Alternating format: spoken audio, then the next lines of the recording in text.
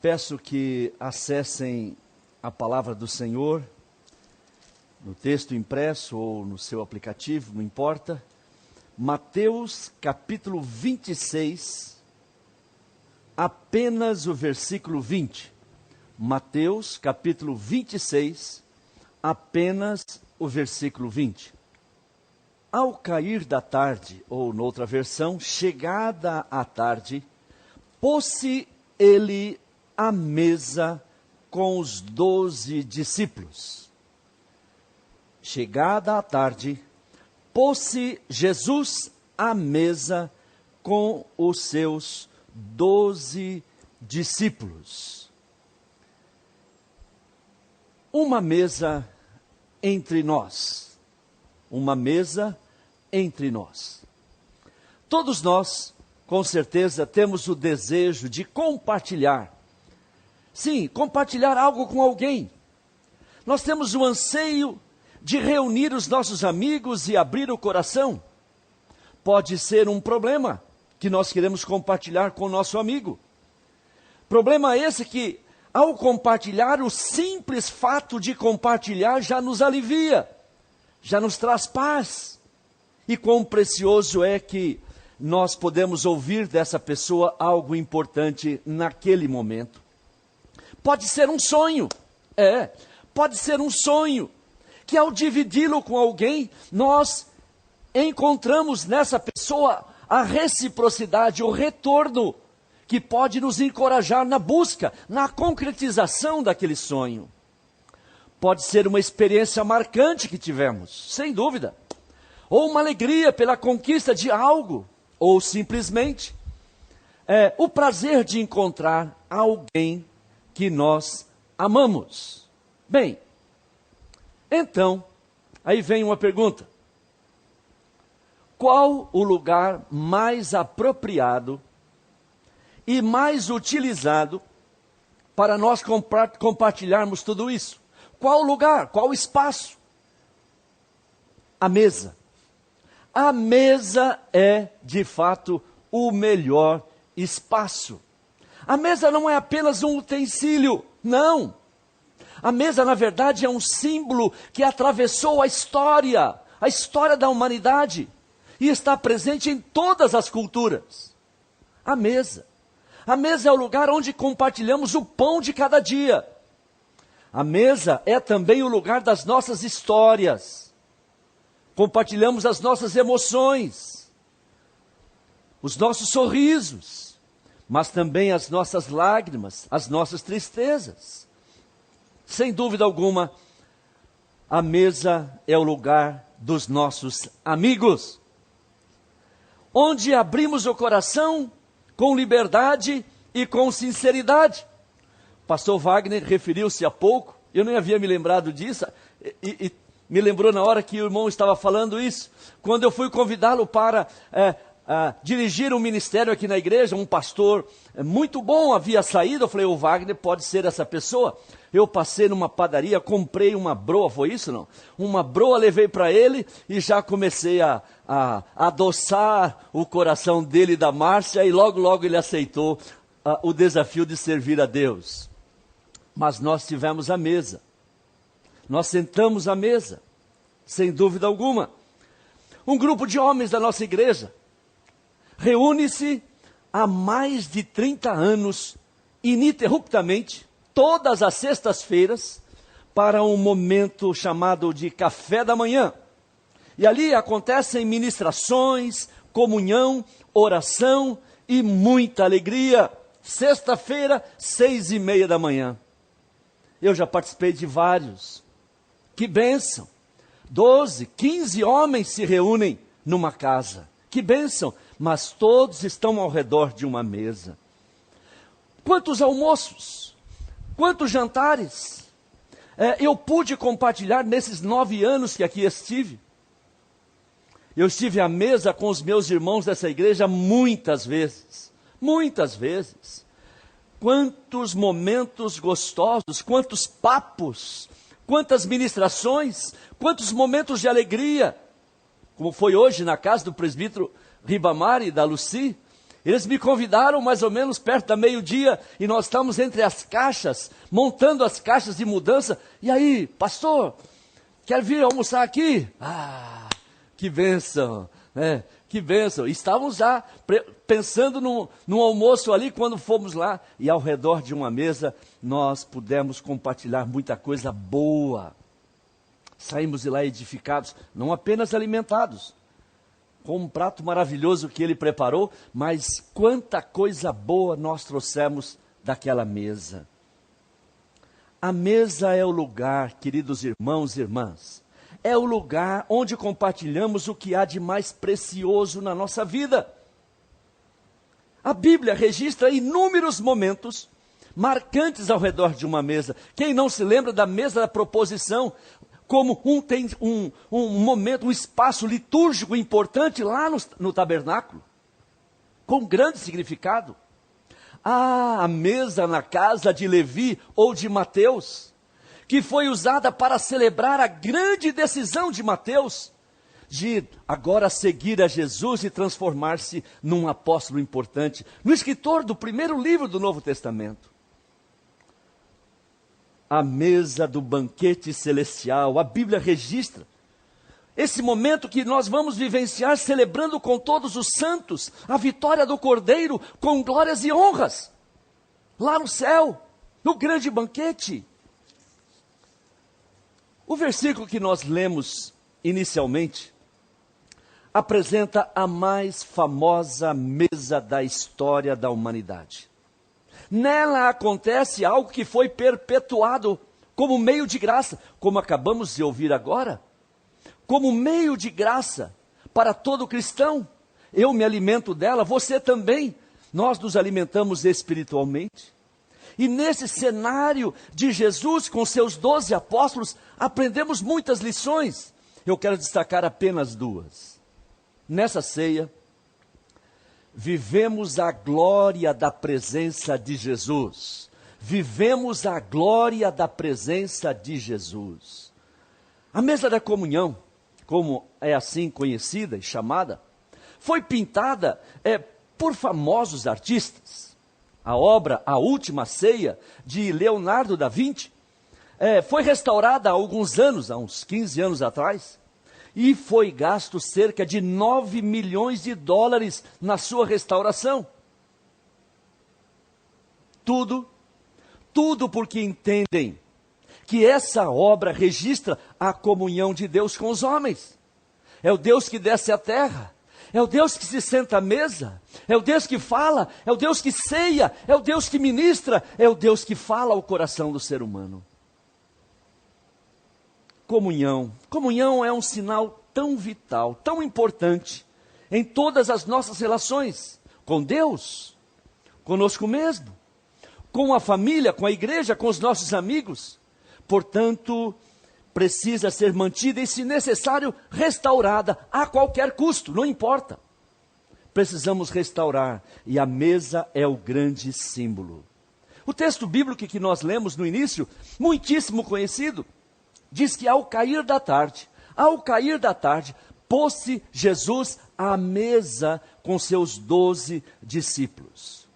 Sentar-se à mesa com Jesus, ora, leva a mim e a você as experiências mais profundas, as mais significativas experiências que nós podemos ter na vida. Marcantes experiências da ceia do Senhor. Primeiro, é um privilégio cear com Jesus. É um privilégio. Que honra! Que honra! Acabamos de ouvir o cântico que ministrou exatamente isso. Que honra! Que privilégio! Eu e você nos sentarmos à mesa, estando presente o Senhor Jesus Cristo. O Rei dos Reis, o Senhor dos Senhores. Não só se permite estar presente conosco à mesa, mas também nos ministra, mas também nos abençoa, mas também nos enriquece, mas também estabelece uma relação conosco nesse momento da ceia. Segundo, na ceia temos a intimidade com Ele. Não é apenas uma mesa com uma relação formalizada, não, ou mecanizada, não. Meus irmãos, o conceito de intimidade com Deus é antigo. Nós podemos ver lá no Salmo 25, uma frase impressionante que diz: a intimidade do Senhor é para os que o temem, aos quais Ele dará a conhecer a sua aliança. Ou seja, Deus permite o nosso acesso à intimidade do seu coração. Deus permite-nos acesso à intimidade do seu coração. Você percebeu o quão importante é isto? O quão valioso é isso? Os apóstolos haviam convivido com Jesus 3 anos e meio. E indo e vindo, dormindo, comendo, enfrentando isto, aquilo, outro, eles geraram intimidade. E aquele é o momento da celebração dessa intimidade. Mas também, na ceia, a verdade nos é revelada. A verdade nos é revelada. Ou seja, na ceia somos revelados tal como somos. A luz de Cristo. A luz de Cristo inevitavelmente revela o que está nas sombras das nossas vidas. Os cantos das nossas vidas. Sem dúvida alguma, essa luz brilha de tal maneira que nós conhecemos a nós mesmos pela graça, pelo poder, pela sabedoria, pelo poder de Deus revelado naquele momento. Foi o caso de Judas Iscariotes, que exatamente nesse momento da ceia é identificado como traidor de Jesus. E na sequência, Pedro também é identificado como aquele que num momento crucial negaria Jesus. Porque na ceia, a santidade de Deus impacta os presentes. Causa um tremendo impacto em cada um de nós. Somos nós e Deus, Deus em nós. E também, por outro lado, na ceia, Jesus pode restaurar a nossa vida. É um momento de restauração, é um momento de cura, é um momento de libertação, é um momento de perdão. À mesa com Jesus, não apenas o nosso pecado vem à tona, é exposto, mas é eliminado. É eliminado. Sim, por Ele somos agraciados pelo perdão. E com o seu alimento nós somos vivificados, alimentados. Quando o filho pródigo chega, profundamente arrependido à casa do pai, ele tem uma história cruel, difícil, até mesmo de ser lida por ele próprio. Mas ele é recebido com amor e alegria pelo pai.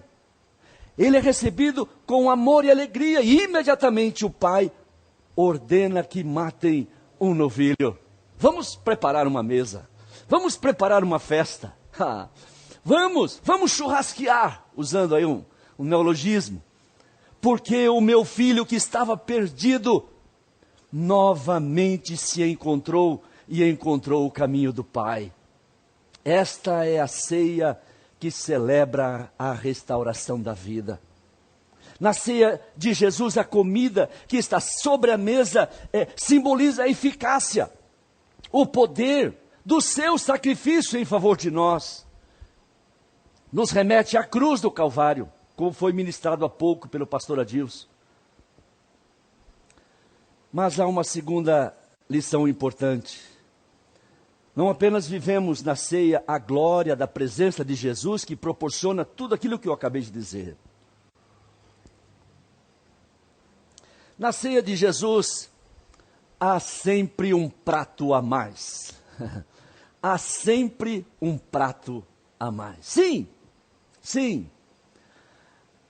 Como naquele momento, não sei se você já vivenciou isto, naquele momento em que chega alguém de última hora, sem avisar, na hora do almoço, ou então é convidado de última hora, e então damos uma espremidinha na mesa, colocamos mais uma cadeira, colocamos mais um prato a mais, um talher a mais. né? E aí recebemos com honra, com alegria, aquele que chegou de última hora. Numa linguagem mais brasileira, com alegria nós colocamos mais água no feijão. Nós fritamos um bife a mais, porque chegou alguém. Tem alguém especial, tem alguém que vai sentar-se à mesa conosco. E essa pessoa é recebida com muita honra. É a experiência de alguém que chega à comunidade cristã, chega à igreja, sim, e é recebido com muita alegria.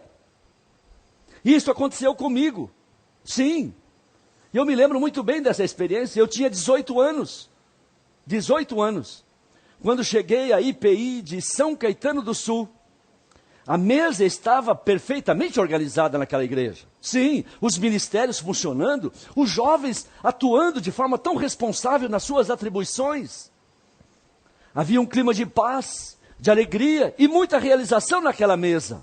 Parece que estava tudo organizado. Quando cheguei, fui recebido com a maior alegria. Colocaram mais uma cadeira para eu sentar. Colocaram mais um prato para eu comer. E aí eu fui sendo alimentado com o melhor daquela mesa. Me lembro da família Campos, uma família numerosa, todos cantando, todos muito, mas muito bons cantores. Pensa numa família de cantores. Essa família me adotou para me ensinar o tenor. E logo eu comecei a cantar no coral. Na sequência, formamos um quarteto e cantamos por 7 e 8 anos nesse quarteto. Mas tudo porque eu fui recebido com alegria, porque alguém colocou mais uma cadeira na mesa e porque alguém colocou mais um prato para eu me alimentar. Eles não estabeleceram condições, não. Eles não estabeleceram regras ou impedimentos. Fui tão bem recebido, razão pela qual estou até hoje. Estou até hoje ao redor dessa mesa com Jesus e com os meus queridos irmãos. Eu aprendo que isso acontece quando vivenciamos a graça. Vivenciamos a graça de Deus. Ora, a graça de Deus presente na comunidade cristã convida alguém a cear. Convida alguém a cear. E aprendemos tão bem que o conceito da graça começa e vai permeando toda a nossa vida, em todos os nossos relacionamentos. Vivenciamos a graça no nosso dia a dia.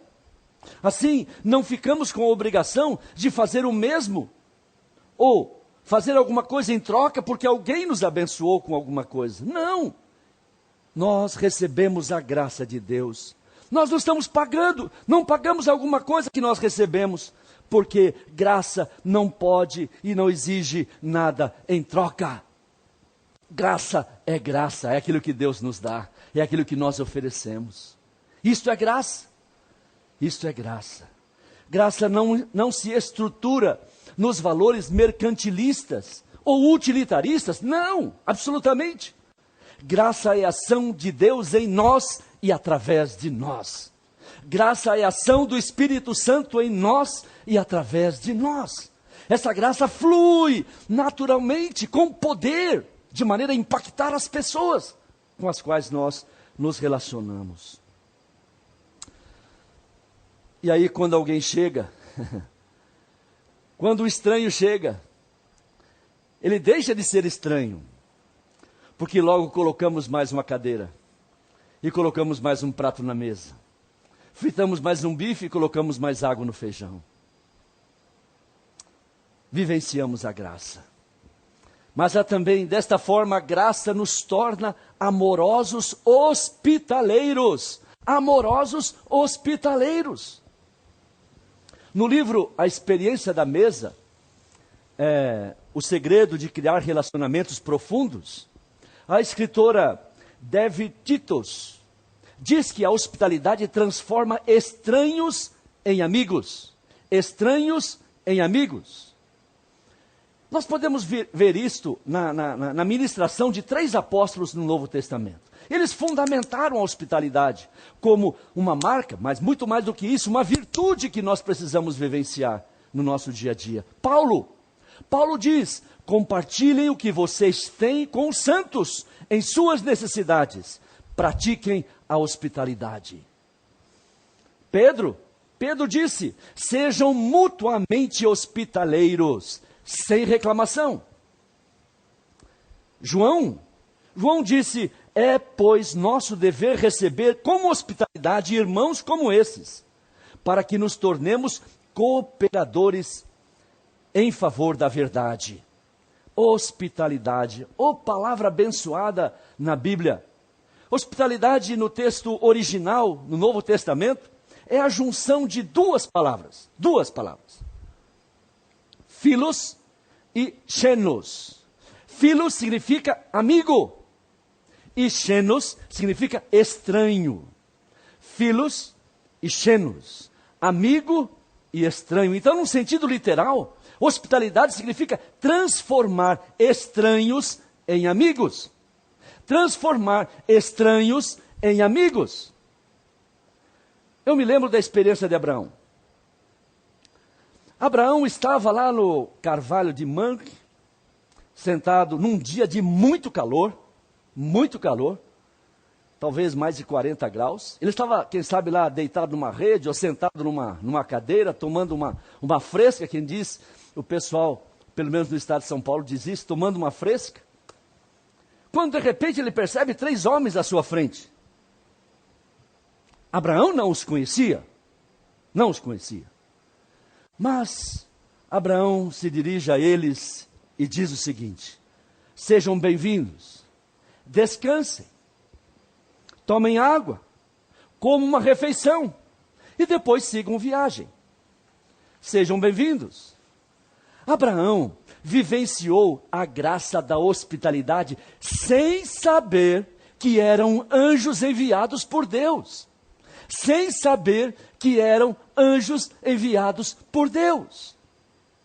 Ora, esses anjos vieram com uma missão. Vieram profetizar o nascimento de Isaac.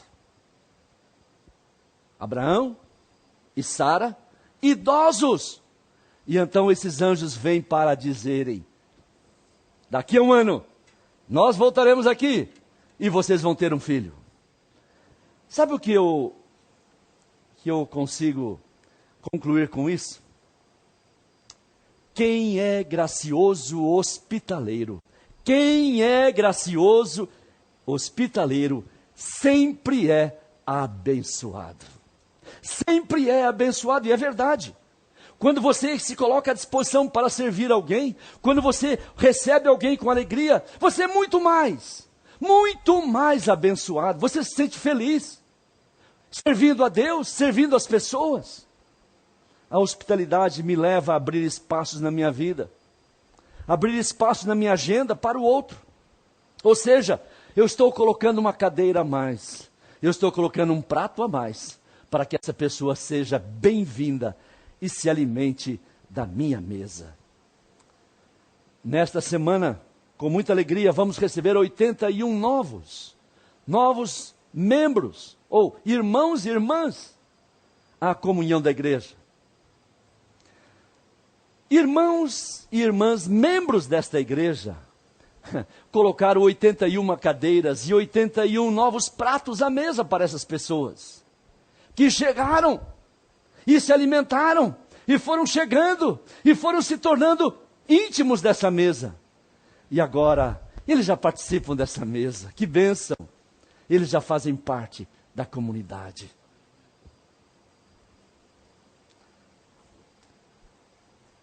Sejam bem-vindos a esses 81, eu estou dizendo isso. Sejam bem-vindos e curtam essa nova vida em Cristo, à mesa do Senhor Jesus Cristo. Eu quero concluir esta palavra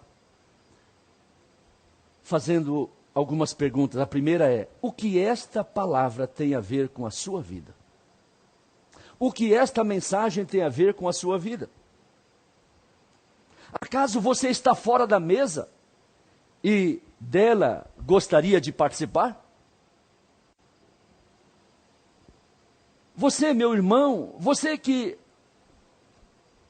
sente e reage quando alguém novo chega, não é hora de você estar revendo a sua visão, a sua missão? Você tem o prazer de colocar mais uma cadeira e mais um prato à mesa? Ou seja, ter braços abertos para os novos chegarem? Venham à mesa. O Senhor Jesus o receberá e terá comida boa para todos. Que sejamos como uma igreja assim, disposta a colocar novas cadeiras e novos pratos à mesa do Senhor. Amém? Eu gostaria de orar nesse momento.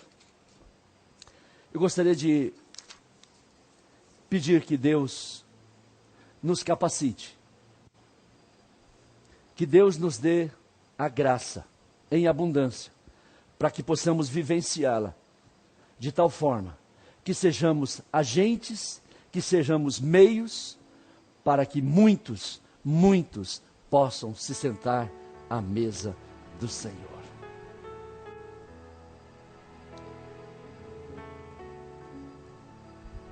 Você quer que eu ore por você?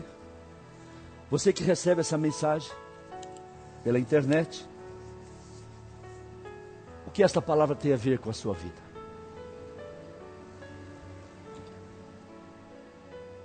Em que área ou onde Deus precisa agir para mudar alguma coisa em você?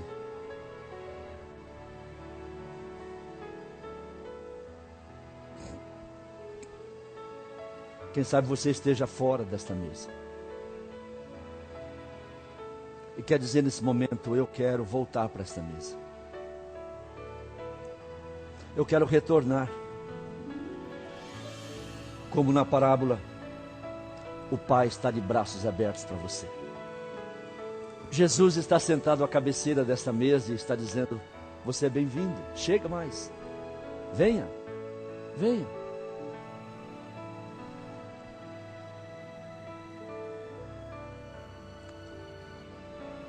Eu quero orar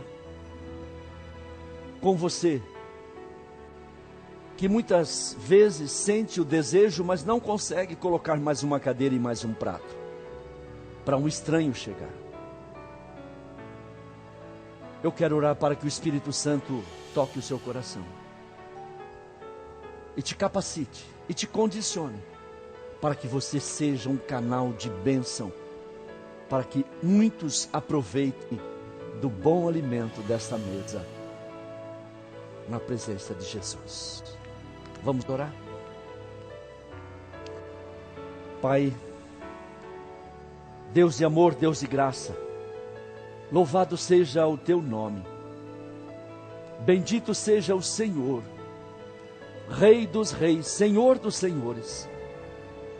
Graças te damos, Senhor, porque Jesus veio a esse mundo e Ele convidou e convida a todos nós para a sua mesa. Glórias e honras ao teu nome, Senhor, pelo privilégio, pelo prazer que nós sentimos ao redor desta mesa. Mas agora, ó Deus, toca o coração, toca a vida de quantos recebem esta mensagem e querem mudanças, e precisam de mudanças. Vá, ó Deus, onde essas pessoas estão e toca, Senhor, as suas mentes e aos seus corações, e transforma-os e abençoa-os, torna-os, ó Deus, participantes da mesa, e torna-os, ó Deus, facilitadores, para que estranhos se transformem em amigos. Venha abençoar a todos quantos recebem esta mensagem. Que o Espírito Santo do Senhor faça isso para a glória do teu nome. Oramos no nome de Jesus. Amém. Que Deus abençoe.